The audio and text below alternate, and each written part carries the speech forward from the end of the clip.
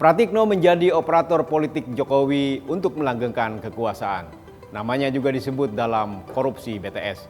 Saya Bagja Hidayat dan inilah opini Tempo.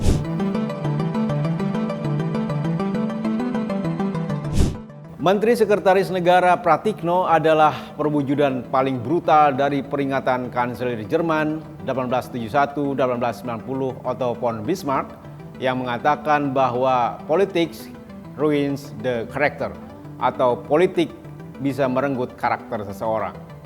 Menjadi menteri 2 periode, mantan Rektor Universitas Gadjah Mada Yogyakarta ini menari bersama kekuasaan Presiden Joko Widodo.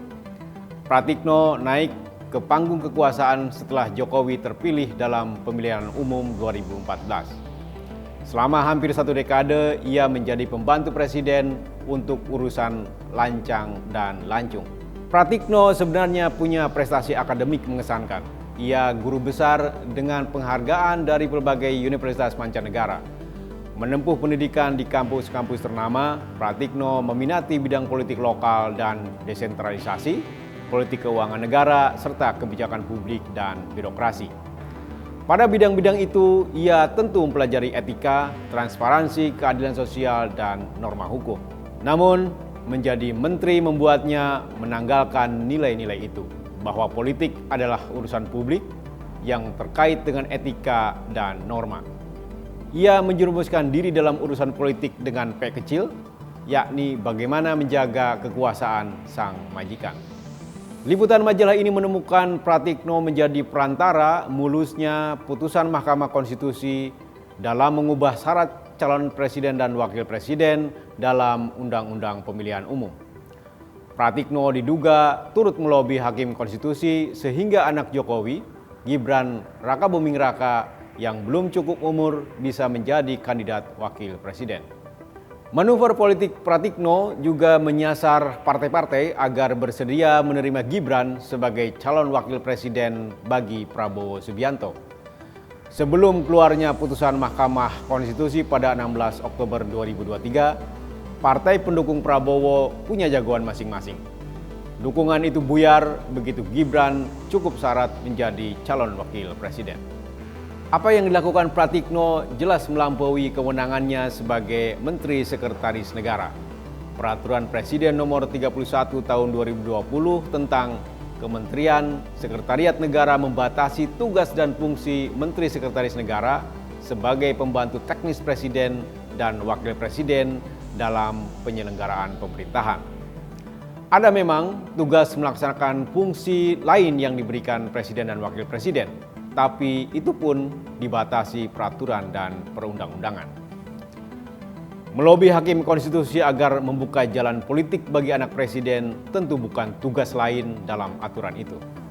Membujuk partai politik agar menerima anak Jokowi dalam koalisi pemilihan presiden juga bukan tugas seorang Menteri Sekretaris Negara. Lobi dan manuver politik adalah tugas para politikus dalam mengkomunikasikan kepentingan untuk orang banyak. Apa yang dilakukan Pratikno bukan hanya tak patut, juga mengkhianati intelektualitasnya sendiri sebagai akademikus. Alih-alih mengingatkan Jokowi agar tak terjerembab dalam hasrat melanggengkan kekuasaan, ia justru menjadi operator mewujudkannya. Jokowi dan Pratikno pun menjadi duet maut yang saling membutuhkan. Jokowi mengandalkan Pratikno sebagai pelaksana tugas yang patuh tanpa reserve. Pratikno menikmati privilege sebagai tangan kanan presiden.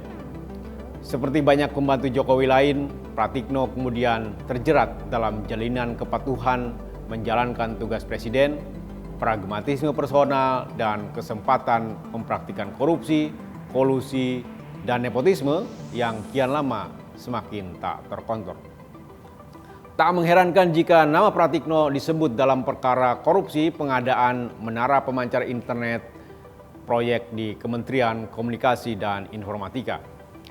Dito Aryo Tejo pada 2020 menjabat Ketua Umum Angkatan Muda Pembaharuan Indonesia, sayap Partai Golkar, bertemu dengan kontraktor pemancar internet di ruang kerja Pratikno. Dari keterangan di pengadilan, para terdakwa perkara ini mengaku memberikan 27 miliar untuk Dito yang kini menjabat Menteri Pemuda dan Olahraga agar menyetop pengusutan perkara ini di Kejaksaan Agung.